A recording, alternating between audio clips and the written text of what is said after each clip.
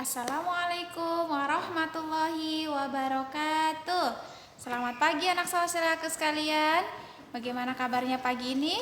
Semoga semua dalam kondisi sehat walafiat. Amin ya robbal alamin.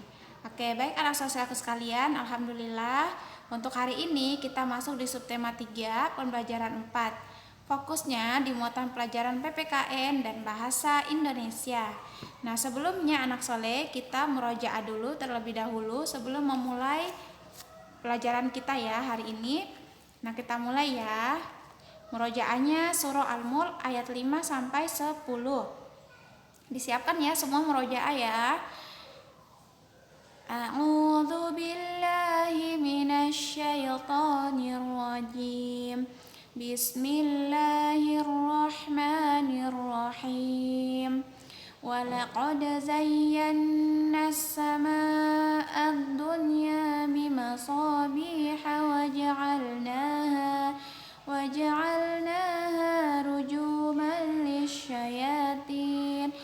waja'alnaha rujuman lisyayatin wa a'tadna lahum 'adzabas sa'ir.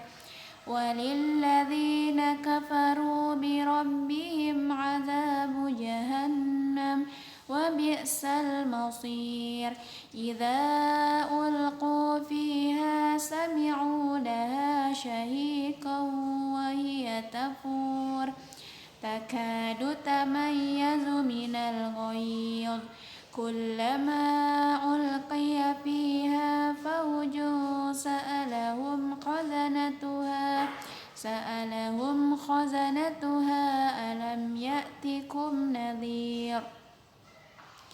Qalu bala qad ja'ana nadhirun fakadzabna wa qulna ma nazzalallahu min syai'in in antum illa fi dhalalin kabir. Wa qalu law kunna nasma'u aw na'qilu ma kunna fi ashabis sa'ir. Shadaqallahul azim. Oke, baik anak saudaraku sekalian, selanjutnya adalah kita berdoa sebelum belajar. Oke, sikap berdoa, tangan diangkat, kepala ditundukkan, berdoa dimulai. Bismillahirrahmanirrahim. Rabbana zidna ilman warzuqna fahman. Ya Allah, tambahkanlah kepadaku ilmu dan rizki pemahaman yang baik. Amin ya robbal alamin. Oke, alhamdulillah anak saudaraku sekalian. Selanjutnya adalah untuk tujuan pembelajaran kita hari ini ada 2 anak saudaraku sekalian.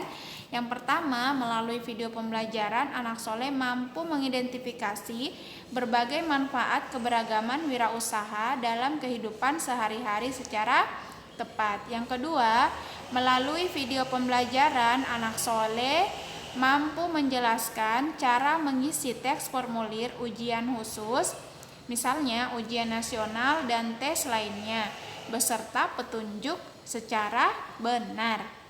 Nah, kemudian anak saudaraku sekalian, nah sekarang kita fokus di muatan pelajaran PPKN. Nah, kita telah belajar banyak hal tentang wirausaha. Sekarang kita akan belajar menjadi pelaku wirausaha cilik. Nah, apa saja sih yang harus kita perhatikan saat memulai suatu wirausaha? Nah, sebelumnya anak saudaraku sekalian, kita mau melihat dulu pengalaman salah satu tokoh yang sukses dalam berwirausaha. Nah, tetapi sebelumnya anak saudaraku sekalian, ya kita mengulang kembali apa sih itu wirausaha ya. Jadi wirausaha itu adalah sebuah kegiatan usaha atau suatu bisnis mandiri yang setiap sumber daya dan kegiatannya dibebankan kepada pelaku usaha atau wirausahawan, terutama dalam hal membuat produk baru, menentukan bagaimana cara produksi baru, maupun menyusun suatu operasi bisnis dan pemasaran produk serta mengatur pemodalan usahanya. Nah, anak sosrak sekalian, seperti pembelajaran sebelum-sebelumnya tentang wirausaha ini adalah tujuannya untuk menghasilkan sesuatu ya yang memiliki nilai yang lebih tinggi dibandingkan ya sebelum diolah. Ya, misalnya kita ambil contoh saja, contoh kecilnya adalah kayu jati misalnya ya. Kita olah menjadi lemari atau kursi atau meja yang lebih cantik dan menarik, sehingga nilai tingginya pun semakin tinggi. Nah, sekarang coba dibuka bukunya halaman 159 sampai 161 ya. Nah, di situ anak soleh ada percakapan tentang seorang wirausaha ya, bapak tokoh ya atau tokoh wirausaha yang sangat sukses. Nah, jadi anak sosraku sekalian, di sore hari Udin dan teman-temannya ini berkesempatan bertemu dengan beliau ya, tokoh yang sukses itu, yaitu Pak Gino. Nah, beliau ini adalah seorang tokoh wirausahawan yang sukses, yang sederhana dan suka berbagi ilmunya. Nah, beliau memulai usaha mainan kayu, ternyata anak soleh ya. Nah, kayu edukatif yang beberapa tahun yang lalu ya dia jadikan sebagai mainan di masa kecilnya. Nah, sekarang anak soleh produknya ini sudah sangat dikenal dan digunakan oleh berbagai TK dan taman bermain yang sekarang ya, sampai sekarang. Nah, kita lihat ya beberapa percakapannya dari Udin kemudian teman-temannya dengan Pak Gino ini. Nah, yang pertama Udin ya, Pak Gino, aku sangat kagum dengan produk buatan Pak Gino. Suatu saat nanti aku ingin bisa menjadi wirausahawan sukses seperti Bapak.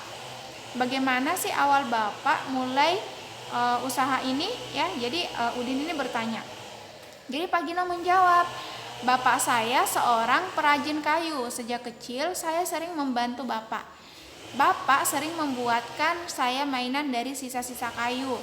Nah, mainan-mainan itu membantu saya untuk lebih mudah memahami pelajaran matematika. Nah, kemudian saya memiliki keinginan untuk membuat berbagai mainan kayu. Nah, saya ingin mainan itu juga membantu anak-anak memahami pelajarannya. Nah, kemudian Siti bertanya kepada beliau, oh jadi kita bisa memulai suatu usaha dengan bekal keterampilan, hobi, dan kreativitas yang kita miliki ya Pak. Aku gemar mencoba berbagai resep masakan. Wah, mungkin suatu saat nanti aku bisa membuka usaha toko kue ya, kata si Siti. Nah, kemudian Udin, kalau aku suka bermain bola, usaha apa ya yang bisa aku jalani di masa depan? Apakah membuat bola? Pak Gino menjawab, mungkin saja. Biasanya kalau kita memiliki minat terhadap suatu hal, ide dan kreativitas akan berkembang dengan sendirinya. Kemudian Edo lagi bertanya, apakah ketika Bapak bermimpi membuat usaha mainan kayu, Bapak yakin akan laku di pasaran? Nah, Pak Gino ini menjawab, oh, saya tidak sekedar bermimpi, saya juga melakukan survei sebelum memulai usaha. Dari sana saya temukan bahwa banyak anak-anak yang membutuhkan mainan yang mendidik. Ketika saya akan memulai usaha, produk sejenis yang Bapak akan buat itu belum ada di pasaran. Oleh karena itu, saya memberanikan diri untuk memulainya, ya. Nah, kemudian Edo lagi bertanya, loh, kalau hobiku membaca, usaha apa yang bisa aku lakukan nanti ya? Belum tentu aku bisa menulis buku, tentu tidak mudah. Nah, dan juga tidak mudah bersaing dengan buku-buku bagus yang ada di toko-toko ya, toko buku ya, kata si Edo. Nah, Pak Gino menjawab, usaha yang kamu jalankan nanti tidak selalu berbentuk barang yang dijual. Ada berbagai jasa yang dapat menjadi bidang usaha. Bisa saja kamu membuka perpustakaan kecil dan menyewakan buku-buku koleksimu untuk dibaca oleh anak-anak di sekitar permukimanmu, kata si Pak Gino ini ya, yang sangat cerdas. Kemudian Edo lagi menjawab, betul juga ya Pak, tidak terpikir olehku sebelumnya. Perpustakaan kecil pasti menarik untuk anak-anak di sekitar rumahku. Nah, itu kata Edo. Kemudian Siti bertanya lagi, berdasarkan pengalaman Pak Gino, apa saja kiat-kiat dalam menjalankan usaha? Nah, kata Pak Gino, modal utamanya adalah kerja keras dan pantang menyerah. Usaha yang dirintis tidak selalu mulus dalam perjalanannya. Tekun, kreatif, serta jujur juga tidak boleh ditinggalkan. Nah, itu kata Pak Gino. Usaha yang dimulai dengan niat dan sikap yang baik akan berbuah hasil yang baik pula. Nah, kemudian Udin melanjutkan percakapannya ya. Wah, ternyata banyak ya yang masih harus kita pelajari untuk menjadi wirausahawan sukses. Cukup sehari kita berguru pada Pak Gino. Boleh ya Pak, lain kali kami bertemu Bapak lagi. Siapa tahu kelak impian kami menjadi wirausahawan kecil bisa terwujud seperti Bapak. Kata Pak Gino, anak saudara sekalian, tentu saja boleh. Ya, Bapak senang melihat anak-anak seumur kalian sudah memiliki impian yang tinggi. Bapak punya keyakinan dengan bermimpi, kita akan memiliki motivasi kuat untuk mewujudkannya. Nah, sore itu Udin, Edo, dan Siti pulang dengan bekal ilmu yang baru. Semakin kuat keinginan anak saudaraku sekalian, mereka mengikuti jejak Pak Gino suatu hari nanti. Nah, itu beberapa percakapan di halaman 159 sampai 161 tentang salah satu contoh tokoh yang sukses dalam wirausaha. Nah, sekarang anak saudaraku sekalian, kita mau lihat sebenarnya apa sih sikap yang harus kita miliki ya sebagai seorang wirausaha. Yang pertama adalah kerja keras, kedua pantang menyerah, ketiga tekun, yang keempat adalah jujur, yang kelima kreatif, dan yang keenam berani memulai usaha. Nah, kemudian faktor-faktor yang perlu kita perhatikan dalam berwirausaha juga itu sangat penting.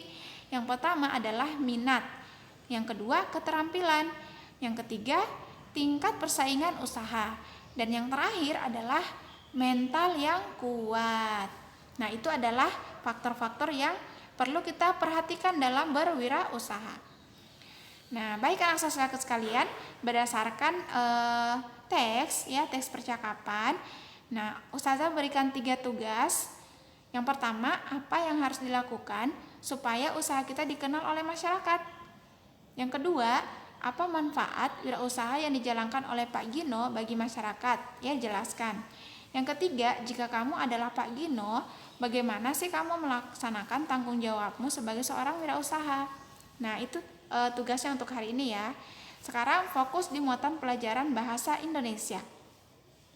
Nah, anak saudaraku sekalian, untuk muatan pelajaran bahasa Indonesia ini kita fokus di formulir. Nah, sekarang anak saudaraku sekalian, dalam formulir ada namanya juga formulir lembar jawaban ujian nasional. Ini Ustazah tunjukkan ya contohnya.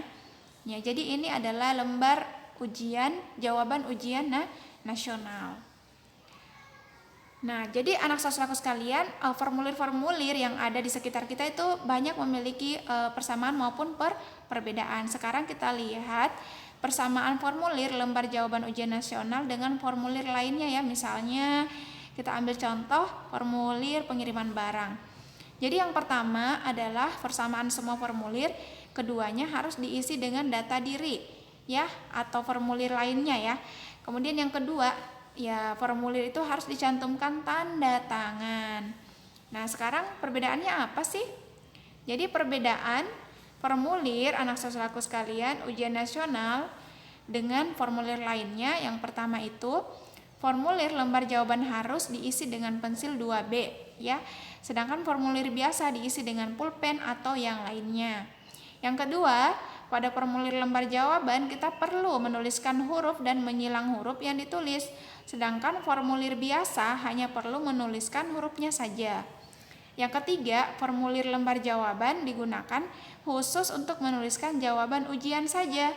Sedangkan formulir biasa digunakan untuk berbagai keperluan ya. Misalnya Ustazah ambil contoh, ada formulir pengiriman barang, kemudian formulir riwayat hidup ya, dan lain-lain. Nah, itu untuk pembelajaran kita hari ini anak saudaraku sekalian. Jadi formulir itu adalah ya lembaran yang berisi tentang identitas atau informasi diri seseorang untuk memudahkan ya supaya diketahui apa identitas diri kita. Nah, demikian anak sosialku sekalian untuk pembelajaran kita hari ini. Kita sama-sama dengan menutupnya mengucapkan hamdalah. Alhamdulillahirabbil alamin. Selanjutnya doa kafaratul majelis. Subhanakallahumma wa bihamdika asyhadu an la ilaha illa anta astaghfiruka wa atubu ilaik. Baik anak sosialku sekalian, jangan lupa sholat duhanya, kemudian sholat 5 waktunya, dan hafalan serta tilawah. Tetap semangat anak sosialku sekalian, meskipun kita sampai hari ini kita masih di rumah masing-masing ya. Nah, insya Allah semoga Allah mudahkan, semoga di semester 2 kita sudah bisa bersekolah seperti biasa. Ustazah akhiri, summa assalamualaikum warahmatullahi wabarakatuh.